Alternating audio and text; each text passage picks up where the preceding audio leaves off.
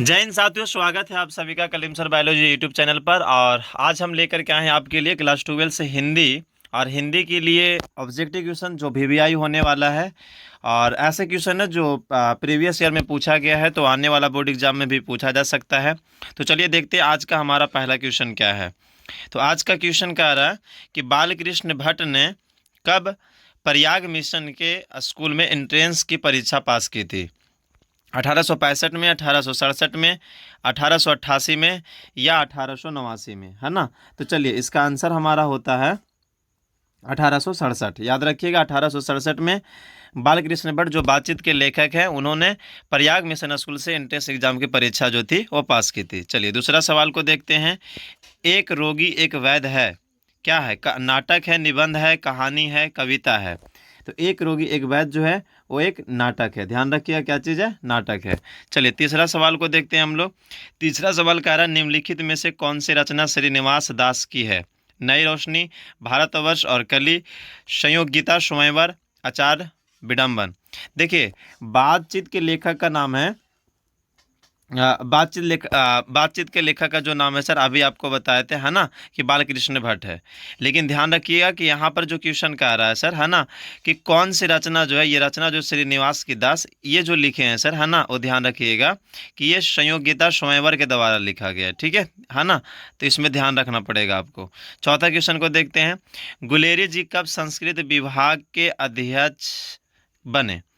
तो बताइए 1912 में, 1914 में, 1916 में या 1918 में। तो गुलेरी जो थे, है ना, वो संस्कृत विभाग के जो अध्यक्ष बने हैं वो 1916 में बने हैं। कितना में? 1916 में। चलिए पांचवा क्वेश्चन को देखते हैं हम लोग। नया खून पत्रिका का संपादक कब किया गया? नया खून पत्रिका का संपादक कब किया गया? 1918 में, 1954 में, 1956 में, 1958 में। तो इसका आंसर होता है सी, 1956 में। चलिए सातवां सवाल को देखते हैं हम लोग।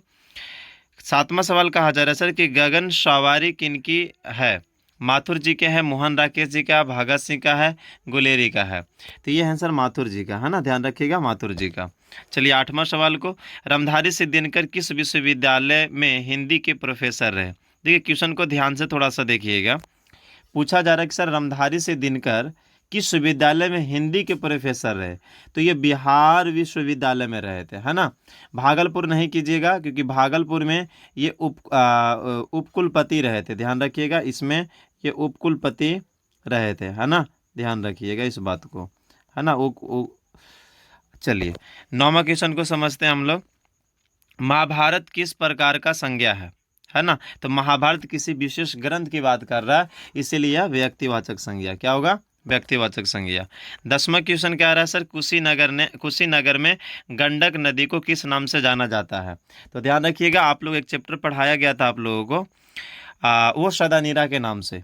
तो बताइए कि कुशीनगर में गंडक नदी को किस नाम से जाना जाता है ना। तो इन्हें ध्यान रखिएगा नारायणी के नाम से जाना जाता है। 11वां सवाल क्या कह रहा है सर? निम्नलिखित में से पुत्री प्रवाची है, किसका प्रवाची है? अंगजा, कन्या, सूता, इनमें से सभी। तो ध्यान रखिएगा पुत्री को इनमें से सभी, है ना, सभी नामों से जाना जाता है।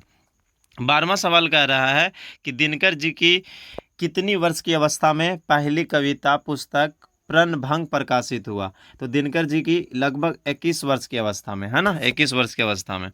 चलिए 13वां क्वेश्चन कह रहा है अशोक वाजपेयी के माता जी का क्या नाम था? अशोक वाजपेयी के माता जी का नाम क्या था? तो अशोक वाजपेयी के माता जी का नाम परमिला देवी था। ठीक है, परमिला देवी। 14वां क्वेश्चन कह रहा है सर मेरे जेब में पैसे नहीं, मेरे जेब में पैसे नहीं, जेब का लिंग निर्णय कर, यानी जेब क्या होगा सर, है ना। तो जेब पुल्लिंग होगा, जेब क्या हो जाएगा? पुल्लिंग हो जाएगा। चलिए 15वां सवाल को देखते हैं। दिनकर जी को निम्न में से कौन सा पुरस्कार दिया गया? पद्मश्री दिया गया, पद्म भूषण दिया गया, पद्म विभूषण दिया गया। तो ध्यान रखिएगा इनको पद्म भूषण से सम्मानित किया गया था, पद्म भूषण से सम्मानित किया गया था। 16वां क्वेश्चन इतिहास का विशेषण होगा। इतिहास का विशेषण क्या होगा? जैसे ग्राम का ग्रामीण होता है, उसी प्रकार से बताइए इतिहास का क्या हो जाएगा? तो इतिहास का हो जाएगा सर ऐतिहासिक, है ना, ध्यान रखिएगा ऐतिहासिक होता है। 17 नंबर का क्वेश्चन कह रहा है अज्ञे जी ने बीएससी किस कॉलेज से किए थे? क्वेश्चन को थोड़ा ध्यान से पढ़िएगा। बीएससी आपसे पूछा जा रहा है मद्रास क्रिश्चियन कॉलेज से, फोरमन कॉलेज से, पटना कॉलेज से, लखनऊ विश्वविद्यालय से। तो बीएससी की पढ़ाई जो किए थे आगे साहब, है ना, वो किए थे सर फोरमन कॉलेज से। कहाँ से? फोरमन कॉलेज से। चलिए 19वां सवाल को देखते हैं।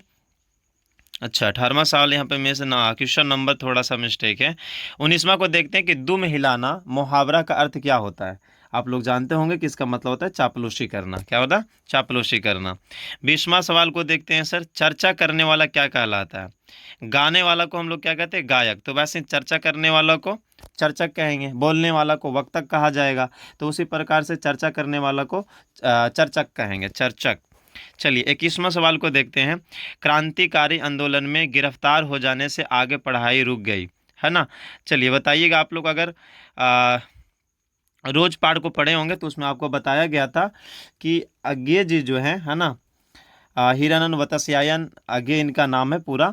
तो अज्ञे जी की पढ़ाई जो होता है क्रांतिकारी आंदोलन में गिरफ्तार होने के बाद इनकी पढ़ाई जो होती है वो रुक जाती है। चलिए अगला 20वां सवाल को देखते हैं। चर्चा करने वाला को क्या कहते हैं? चर्चक कहा जाता है ना, ध्यान रखिएगा, चर्चक कहा जाता है। 21वां क्रांतिकारी आंदोलन में, अच्छा ये दोबारा सवाल आ चुका है, आगे इनका आंसर था। भगत सिंह की पहली गिरफ्तारी कब हुई थी? भगत सिंह की पहली गिरफ्तारी कब हुई थी, है ना। तो ध्यान रखना पड़ेगा आपको, 1926 में हुआ था, 1927 में, 28 में या 1929 में। तो देखिए भगत सिंह की पहली गिरफ्तारी 1927 में हुई थी। और आप लोग को बताए थे एक लेख और एक पत्र चैप्टर में कि इन्होंने 1926 के अंदर में दशहरा के मेले में बम ब्लास्ट किए थे। इसी के कारण से इनको 1927 मई में, यानी मई 1927 में इनको गिरफ्तार किया गया था। चलिए 23वां सवाल को हम समझते हैं। निम्न में से कौन सिताब दियारा गांव के रहने वाले थे, है ना, सिताब दियारा। तो ध्यान रखिएगा सिताब दियारा, आपको पता होगा ये इलाका जो है सर, है ना, बिहार में छपरा के नज़दीक में दिखाई आपको पड़ेगा। तो यहाँ के रहने वाले हैं हमारे सर जयप्रकाश नारायण, जेपी साहब। चलिए 24वां सवाल को देखते हैं। क्रास्थवेट गर्ल स्कूल से किनकी प्रारंभिक शिक्षा हुई थी, है ना। तो बताइए, महादेवी वर्मा का, सुभद्रा कुमारी चौहान का, गजानन माधव मुक्तिबोध, इनमें से कोई नहीं। तो आंसर इसका है सर, है ना, सुभद्रा कुमारी चौहान, जिनके द्वारा लिखा गया सर प्यारे नन्हे बेटे को। 25वां सवाल को देखते हैं सर। लिखा हुआ है कि जिस पर कृपा की गई उसे हम क्या कहते हैं? जिस पर कृपा की गई हो उसे हम क्या कहते हैं? अनुकंपित, कृपक, अनुकृत या अनुकंपित, है ना। तो ध्यान रखना है, अनुकंपित में अनु जो होना चाहिए वो हर्षऊ से होना चाहिए, है ना। तो जिस वजह से हमारा आंसर ए जो हो जाएगा सर वो सही होगा, 25 का आंसर। अच्छा है ना, 25 डबल है यहाँ पे। और देखिए आप यहाँ पे बताया जा रहा है कि अगर इस पीडीएफ को आप पाना चाहते हैं तो हमारा एक टेलीग्राम चैनल है, उसे आप ज्वाइन कीजिए। वहाँ पर हर एक क्लास का पीडीएफ आपको मिलेगा। और ये भी पीडीएफ जो अभी वीडियो में देख रहे हैं आप, ये भी आपको वहाँ पे प्रोवाइड करवा दिया जाएगा। वहाँ से आप इस पीडीएफ को डाउनलोड करके रीड कर सकते हैं। अगला सवाल को देखते हैं सर। ऊ का उच्चारण स्थान क्या है? तो ऊ का उच्चारण स्थान, है ना, ऊ आप बोल के देखिए, आपको खुद ही समझ में आएगा। क्योंकि उच्चारण स्थान को अगर बढ़िया समझना है तो पहले आप बोलना सीखिए। अगर बोलेंगे ऊ तो आपको खुद ही पता चलेगा।